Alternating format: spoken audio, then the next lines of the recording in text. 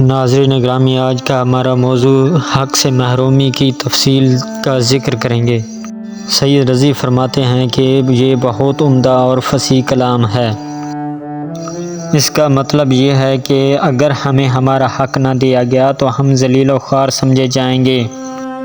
और ये मतलब इस तरह निकलता है कि ऊँट के पीछे के हिस्से पर रथफ बनकर ग़ुलाम, कैदी या इसके लोग ही सवार हुआ करते थे।